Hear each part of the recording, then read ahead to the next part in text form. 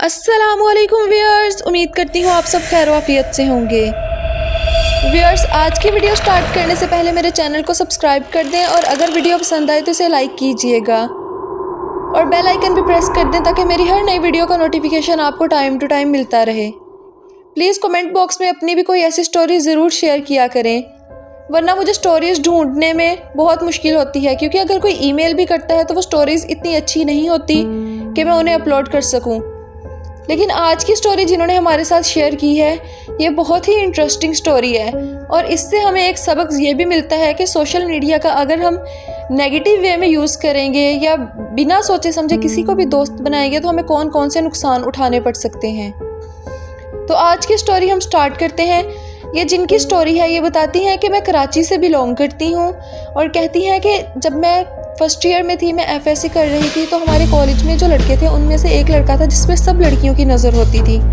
कहती हैं कि वो सबसे खूबसूरत और अच्छी फैमिली का था और मेरी कोशिश थी कि किसी तरह मैं इसे हासिल कर लूँ और बाकी सारी लड़कियों को पीछे छोड़कर मैं अपनी इस कोशिश में कामयाब भी रही। मैंने पहले आहिस्ता आहिस्ता उसकी सिस्टर के थ्रू से बातचीत करना शुरू की। पहले उसकी बहन को दोस्त बनाया और फिर आहिस्ता आहिस्ता उनके घर जाने लगी, जिसकी वजह से मेरे उसके साथ ताल्लुकात बहुत अच्छे हो गए।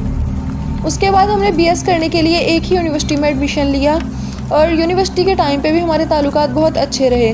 लेकिन आहिस्ता आहिस्ता जैसे जैसे वक्त गुजरने लगा वो मेरे लिए बहुत पॉजेसिव होता जा रहा था और इस चीज़ से मैं बहुत उकता चुकी थी।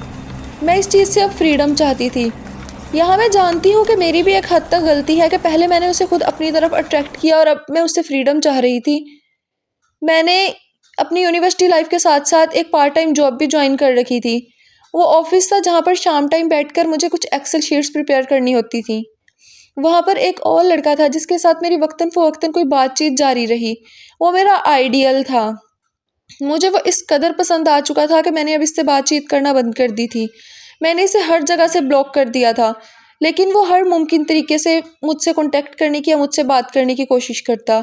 इवन इतना कि जब मैंने उसे हर जगह से ब्लॉक कर दिया तो उसने मेरे घर डिफरेंट चीज़ों के पार्सल्स भी भेजे, लेकिन मैं वो राइडर को भी रिटर्न कर देती, पार्सल मैं वापस भेज दिया करती थी। अब जैसा कि हम सब जानते हैं कि मोबाइल में ये सिस्टम होता है कि अगर कोई कॉल या किसी नंबर को ब्लॉक भी किया जाए तो फिर भी उसकी कॉल शो हो जाती है कि इस नंबर से आपको इतनी दफ़ा कॉल आई है। तो उस नंबर से अक्सर मैं जब सुबह उठ के देखती, मुझे 250-300 कॉल आई होती थी। जैसे वो इंसान सारी रात मुझे कॉल्स करता रहा। लेकिन अब मेरा आलम यह था कि मैं सिर्फ उससे निजात चाहती थी। मेरे गुस्से की इंतहा थी। अभी के एक वो भी टाइम गुजरा था जब सारी लड़कियां उसके पीछे पागल हुआ करती थी और मेरी खुशी की इंतहा न थी कि मैंने इसे हासिल कर लिया है। और एक टाइम ये था कि जब मैं इसे छुटकारा चाह रही थी। वो मेरी मिन्नतें करता, मुझे खुदकुशी की धमकी देता, कभी कभी तो मुझे उस पर तरस आता और कभी कभी मुझ उस पर गुस्सा आने लगता।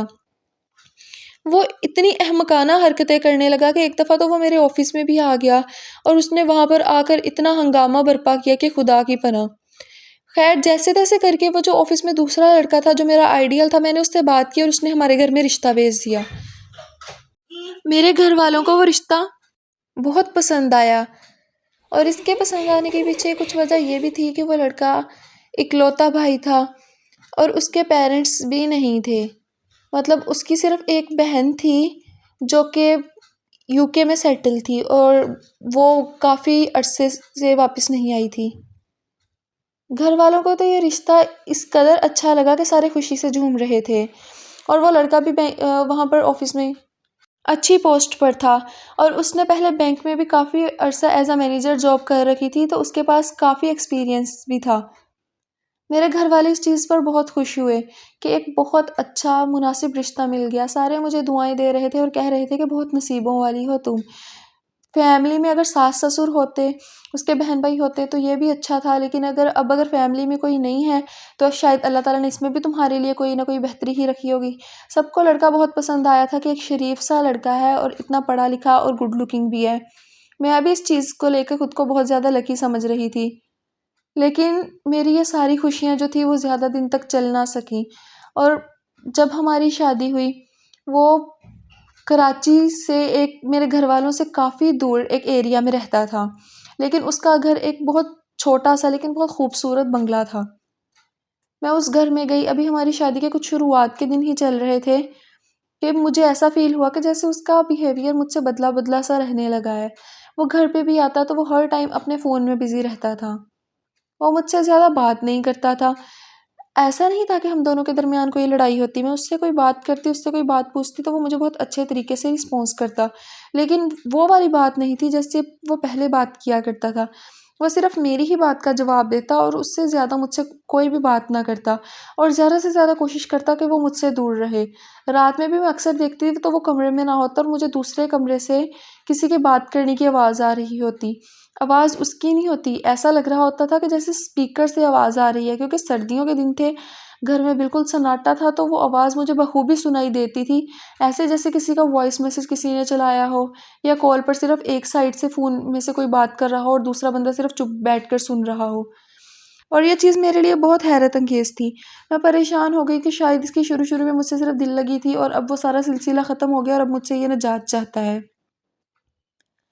मेरे पास अपनी गाड़ी थी और मैं पहले भी शादी से पहले भी अपनी गाड़ी में अक्सर ग्रोसरीज़ करने अकेली चली जाया करती थी और मेरे घरवालों ने ये गाड़ी मुझे लेके दी हुई थी और शादी के बाद भी अब मैं अपनी वही वाली गाड़ी यूज़ कर रही थी। मैं अपनी मामा के पास गई और मैंने मामा को भी ये सारी बात बता दी। अपने हस्बैंड को मैं इन्फॉर्म करके गई थी। उनके ऑफ़िस जाने के बाद मैंने उन्हें कॉल करके बता दिया था कि मैं घर में अकेली, मेरा दिल नहीं लग रहा, मैं मामा की तरफ जा रही हूँ। उन्होंने बोला कि काफ़ी दिनों से मिली नहीं हो, ठीक है चली जाओ। मामा के पास आके मैंने ये सारी बात बताई तो मामा ने कहा कि शायद काम का स्ट्रेस होगा, कोई बात नहीं, शुरू-शुरू के दिन है अभी, ठीक हो जाएगा। लेकिन मामलात ऐसे नहीं थे, बात बिगड़ती गई। इसके बाद वो वाली स्टोरी जो मेरे हस्बैंड ने हमें बाद में बताई थी, तो वो बताते हैं कि हुआ कुछ यूँ कि उनको फ़ेसबुक पे एक लड़का मिला। शुरू-शुरू में तो हाय हेलो हुई लेकिन उसके बाद उनकी उससे बहुत अच्छी दोस्ती हो गई। कहते हैं कि एक दफ़ा मैं रेस्टोरेंट में खाना खाने गया तो उसने मुझे बताया कि वो एक बहुत पुअर फैमिली से बिलॉन्ग करता है। खाना खाते मेरा ख़्याल आ गया कि इस खाने में मैं उसको भी अपने साथ जॉइन कर लूँ। मैंने उसे कॉल की तो उसने मुझे बताया कि वो वहाँ से थोड़ी ही दूर किसी काम के लिए आया हुआ है। ये तो मेरा गुड लक था। मैंने अपना खाना वहीं पर छोड़ा और मैंने उसे कहा कि मैं तुम्हें पिक करता हूँ। मैंने उसे वापस लिया और उसकी मर्ज़ी की चीज़ें दोबारा से ऑर्डर की और हमने वहाँ पर बैठकर दोबारा से खाना खाया। और ऐसा ही होता, अब मैं अपने लिए अगर कोई चीज़ लेता तो साथ उसके लिए भी ले लेता और उसकी बड़ी वजह ये थी कि वो मुझे इतनी इज़्ज़त देता, मुझे बहुत अच्छा लगता। वो मेरी छोटी-छोटी बातों को इम्पोर्टेंस देता, मेरे छोटे-छोटे एहसान याद रखता और ये सारी चीज़ें मुझे बहुत अच्छी लगती। मुझे लगता था कि वो मेरा सबसे अच्छा दोस्त है। कुछ दिनों बाद वाइफ़ जब अपनी मामा से मिलने गई हुई थी, तो मैं उसे अपने घर लेके आया। वो बहुत नर्वस लग रहा था जब वो हमारे घर आया है। लेकिन थोड़ी ही देर बाद जब मैं चाय बनाने के लिए किचन में गया, तो वो टहलने के लिए बाहर लॉन में चला गया। अब हमारे किचन में वो विंडो लगी हुई है जब जहाँ से बाहर सारा कुछ नज़र आता है, लेकिन बाहर वाला अंदर कुछ नहीं देख सकता कि अंदर कोई खड़ा है या किसी को कोई देखा जा रहा है। मैंने उसे देखा कि उसने लॉन में कुछ फेंका है। हमारे लॉन में एक आम का दरख्त लगा हुआ था, छोटा-सा बहुत प्यारा-सा लॉन बना रखा था और उसमें एक आम का दरख्त लगा था जो घर से बाहर था, लेकिन उसकी सारी शाखें जो थी वो घर के अंदर आती थी। चूँकि मेरे बंगलो के पास कोई भी दूसरा दरख्त नहीं था तो मैंने उसे नहीं कटवाया था। मुझे वो अच्छा लगता था और गर्मियों में वो छाया का काम भी करता था, इसलिए मैंने उसे वहाँ पर रहने दिया। और उसके बाद वहाँ से आगे आते-आते उसने एक छोटी-सी चीज़ जो उसके हाथ में थी, ऐसा जैसे कोई कागज़ का टुकड़ा हो, उसने वो वहाँ पर दफ़न कर दिया और पैरों से वहाँ पर मिट्टी को ऐसे सेट कर दिया कि वहाँ पर कोई भी उस चीज़ को देख ना सके।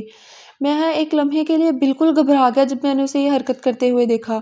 उसके बाद उसके हाथ में एक और छोटी-सी चीज़ थी जो उसने वहाँ पर मुझे गमले में फेंक दी।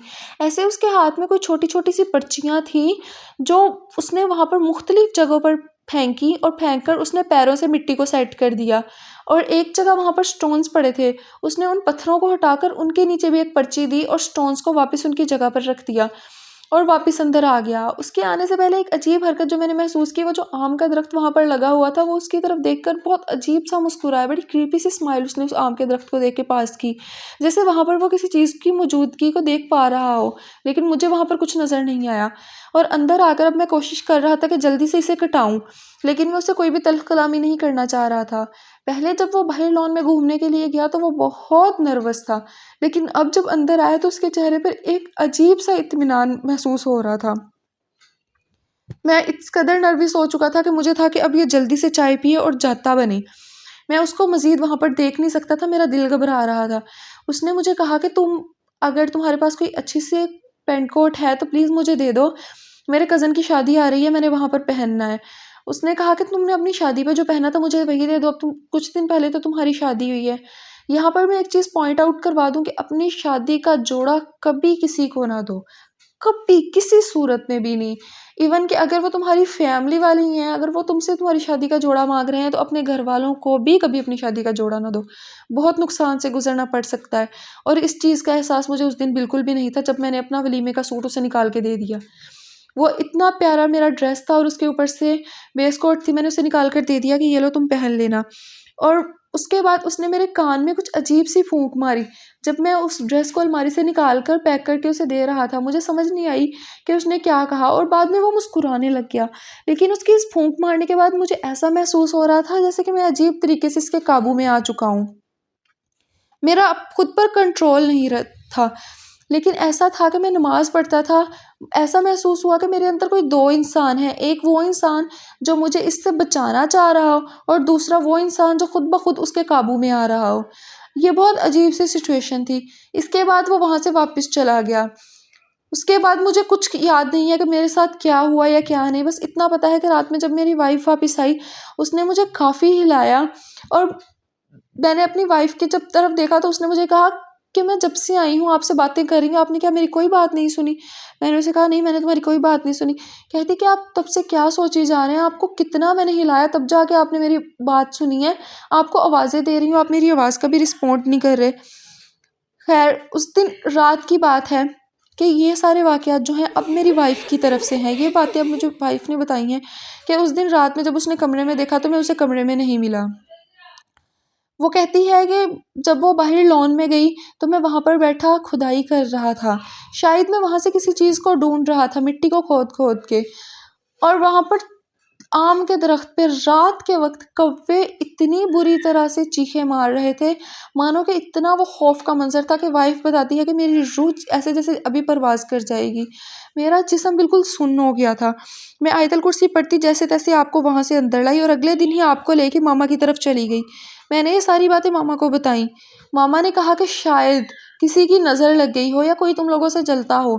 तो मामा ने अपने एक जानने वाले आलिम का नंबर दे दिया। हमने उन आलिम से कॉन्टैक्ट किया तो उन्होंने कहा कि घर देखना पड़ेगा। लेकिन उन्होंने कहा कि घर जब देखना है तो बराए मेहरबानी मेरे साथ इस घर का कोई फ़र्द जाए, मतलब कि मेरे भाइयों में से, बेगम के भाइयों में से कोई जाए। ना बेगम और ना आप खुद जा सकते हैं। तो ऐसा ही हुआ।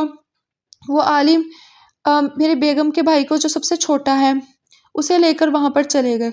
उन्होंने वहाँ पर हिसाब लगा के बताया कि यहाँ पर काला जादू और शदीद किस्म का काला जादू किया है और किया भी किसी ऐसे ने है जो बहुत करीबी हो और वार भी लगातार होते रहे हैं और उनकी वजह से ही ये सारी चीज़ें वहाँ पर एग्ज़िस्ट कर रही हैं और ये बहुत स्वेयर किस्म का काला जादू है। जब वापस आकर उन्होंने ये चीज़ हमें बताई तो हम एक लम्हे के लिए शॉक हो गए।